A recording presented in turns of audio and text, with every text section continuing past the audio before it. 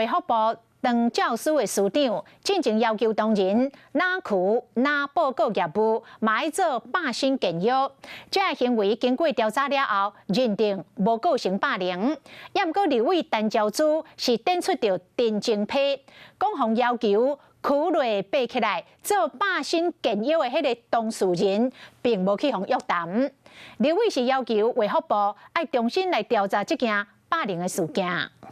为什么不能公开？那因为他其实我们在访谈当中牵涉到非常多的同仁。卫生部长邱泰源针对卫生部霸凌案接受质询，立委陈昭珠质疑卫生部唔敢公开调查报告，专门搁开直播夜聊。多数人觉得很 OK， 但是只有少数人、极少数人觉得不舒服，那就成立啦。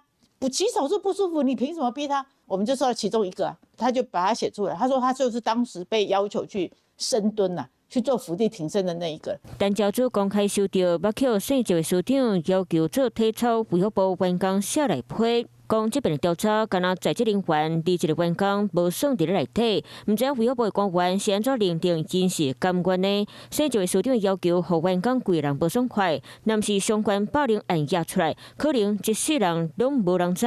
最近互压出来影片，拢敢若是冰山一角。省一位署长当期拢要求当事做扶落去、爬起来动作，想无时间爱偌久，伤害爱偌深，这当算作是霸凌咧。霸凌者第一个，他就是霸凌属下嘛，他对象一定是逢迎的，一定是奉承的。刘玉娟主秘也有同样特色。陈昭珠嘛最近进前叫员工去自杀省楼的主秘，搁伫咧做无妨调查，接受调查员工，哪会敢讲出心内话咧？这个调查他可以拿出来看呢，那他就知道当初找谁讲的什么话都知道啊，所以大家知道他看得到，所以不敢讲真话啊。然后主秘当然会报复啊。乌甲白当时才当分明，各界中等伫咧看。